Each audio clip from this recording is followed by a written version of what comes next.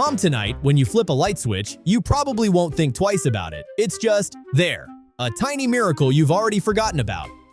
But here's a number that should stop you cold. 300,000. That's how many years your species has been walking this planet. And for all but the last 150 of those years, total darkness after sunset. Calm. We're talking darkness so complete, so absolute, that you could not see your own hand in front of your face. No street lights, no phone screen glow leaking under the door, no refrigerator hum with that little light inside. Soft. Just you, your heartbeat, and whatever was out there making that noise in the bushes. Size. Now I want you to imagine being a human 200,000 years ago. You're a hunter-gatherer in what is now southern Africa. The sun goes down, and suddenly every rule changes. Solemn. You're no longer the apex predator. In the dark, you become the prey. Leopards, lions, hyenas. They all come alive exactly when your vision goes dead. So what did early humans do? Exactly what any sensible animal does when it's terrified. They climb trees. Seriously, before fire was mastered, our ancestors likely slept in trees, just like our closest relatives, chimpanzees and orangutans, still do today. Up off the ground, out of reach, which honestly sounds exhausting. But then, and this is one of the most consequential moments in all of human history, someone figured out fire. We have archaeological evidence from Wonderwork Cave in South Africa showing controlled fire use going back 1 million years. 1 million years. That's not a typo. Fire did something that no other tool in human history has done quite the same way. It pushed back the night. Anthropologist Polly Wisner spent decades studying the Kumsan people of the Kalahari, one of the last remaining hunter-gatherer groups on Earth, and she found something remarkable about their relationship with fire and time. During the day, conversations were mostly practical. Where's the food? Who's fighting with who? Did anyone see that weird-looking antelope? Useful stuff, sure, but kind of transactional. The moment the sun went down and the fire came up, something shifted. The conversations changed completely. Around the fire at night, people told stories. Not just, here's what happened today stories, big stories. Stories about heroes and monsters. Stories about where lightning comes from and why the stars are arranged the way they are. Stories that required imagination, picturing something that isn't right in front of you. And that, researchers believe, is one of the key ingredients of what makes us distinctly human. Wisner's data showed that 81% of daytime talk was economic and social management, but nighttime firelight conversations, 81% were devoted to stories, performance, art, narratives about distant people and imaginary beings. Fire didn't just extend the day, it created the conditions for culture itself to exist. And here's the wild part. Fire did something else too. Something we're still feeling the effects of right now, in your body, tonight. It literally rewired how humans sleep. But to understand that, we need to talk about something called biphasic sleep. And trust me, once you know about this, you will never look at 2 a.m. the same way again. Let me ask you something. Have you ever woken up in the middle of the night, totally alert, completely awake, stared at the ceiling for an hour or two, and then fallen back asleep? And when you woke up in the morning, you felt weirdly fine? Like maybe that middle of the night wakefulness wasn't actually a malfunction. Well, you were right. It wasn't. Historian Roger Eckert spent over 16 years combing through historical documents, diaries, court records, medical texts, literature from medieval Europe and beyond, and he found hundreds of references to something called first sleep and second sleep, two separate sleep periods with a waking interval in between. This wasn't insomnia, this was the norm. Medieval peasants would go to sleep shortly after sunset, let's say 8 or 9 p.m. They'd sleep for about 4 hours. Then they'd naturally wake up around midnight. And here's the thing, nobody panicked about this. Nobody thought they were broken. This waking period was completely expected. It even had a name. It was called the Watch. And during the Watch, this quiet hour or two around midnight, people did all kinds of things. They prayed, they meditated, they talked with whoever they were sharing a bed with. They smoked pipes. Some read by candlelight. Medieval doctors actually recommended the Watch as the ideal time to conceive children because people were relaxed and their minds were clear. Writers wrote about the Watch like it was a gift. That quiet meditative space between two sleeps where the mind was unusually open, not groggy, not anxious, just present. One 16th century French physician described the interval between first and second sleep as the best time for study and reflection. The mind was free and clear of all earthly cares. This pattern shows up everywhere once you know to look for it. Chaucer references it, Shakespeare references it, Dickens, Homer, as in ancient Greek Homer, the Odyssey Homer, describes characters waking in the middle of the night and lying awake thinking. This was so normal that nobody thought to explain it, like how nobody in 1990 wrote in their diary, "Today I breathed air." Now here's where it gets scientifically fascinating. In 1992, psychiatrist Thomas Ware at the National Institute of Mental Health ran a brilliant experiment. He took a group of volunteers and eliminated artificial light from their evenings, just like our ancestors, candles only after dark, then darkness. Within a few weeks, something remarkable happened. Without anyone telling them to, the participants' sleep naturally restructured itself into two phases. First sleep, a waking interval. Second sleep, spontaneously. Their bodies just remembered. And during that waking interval, Ware measured something extraordinary in their brain chemistry. Prolactin. During that midnight waking interval, participants showed elevated levels of prolactin, the same hormone released during deep meditation. Their brains weren't in an anxious, frustrated, staring at the ceiling mode. They were in a genuinely altered, calm, almost euphoric state. The body had been generating this every single night for hundreds of thousands of years. And then we took it away. And this is the part that should genuinely blow your mind. We didn't just lose the watch when artificial light arrived, we lost an entire mode of human consciousness, a state of awareness that existed every single night for our entire species' history that the vast majority of humans alive today have never once experienced. Let that land for a second.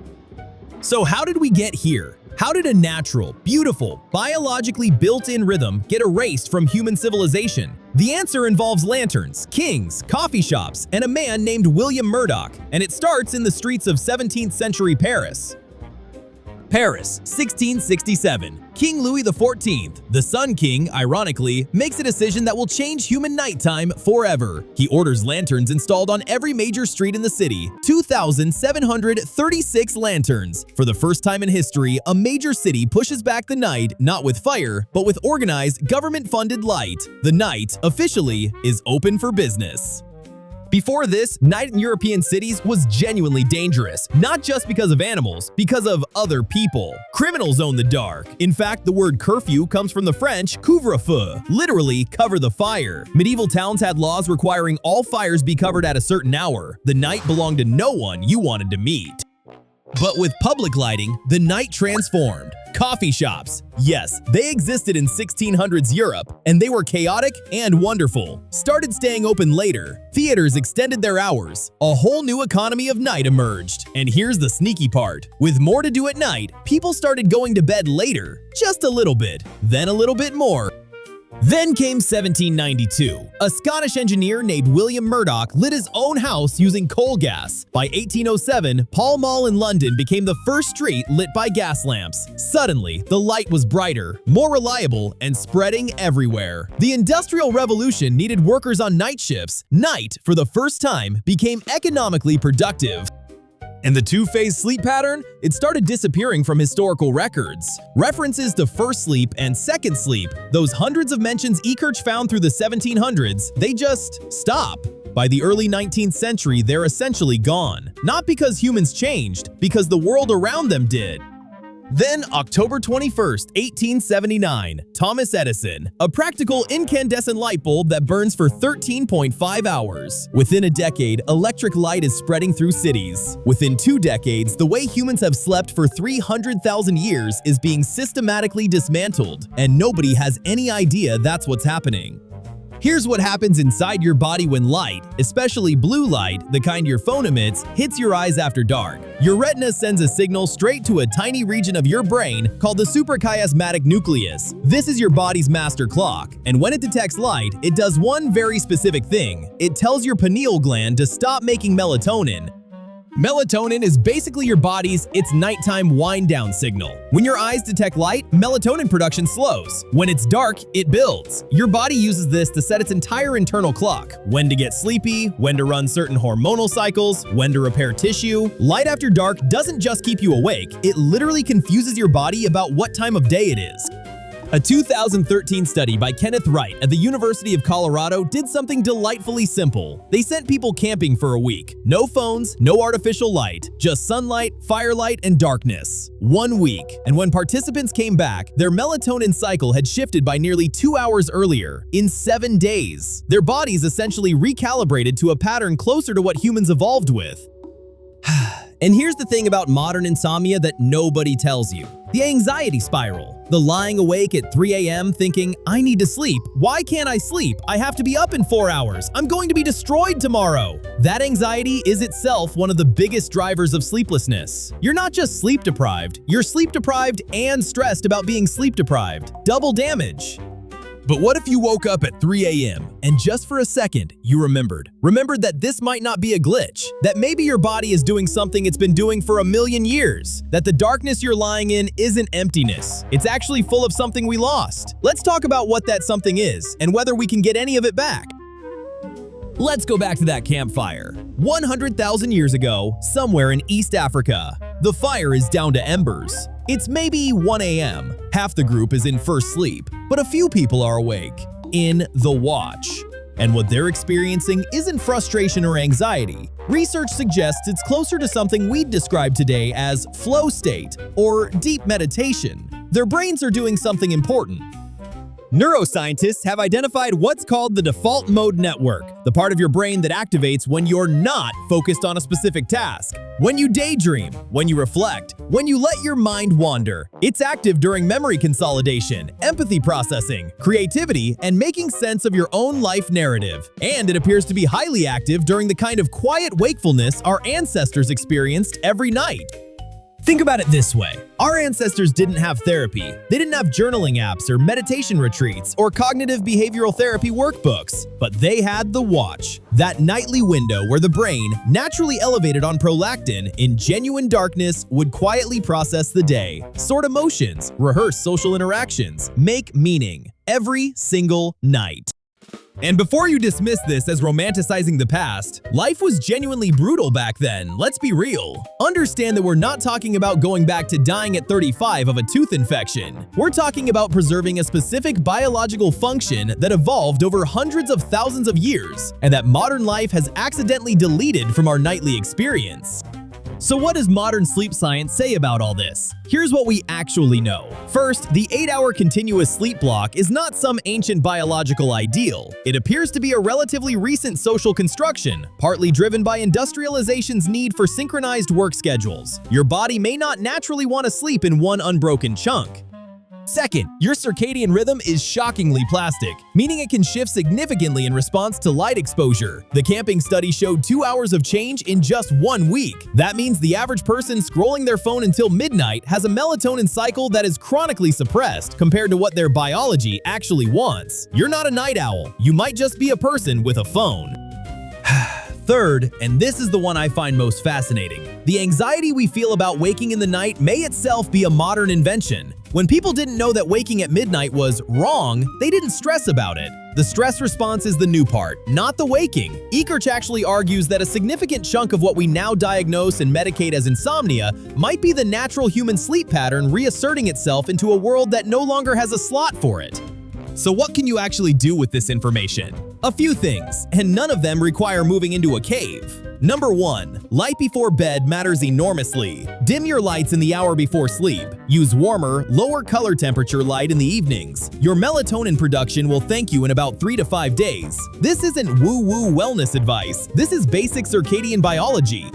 Number 2. If you wake in the middle of the night and can't fall back asleep, try, and I know this sounds counterintuitive, not fighting it. Don't grab your phone. Don't check email. Instead, lie still. Breathe slowly. Let your mind wander. You might just be in the watch, the version of it your biology has been trying to give you every night for your entire life.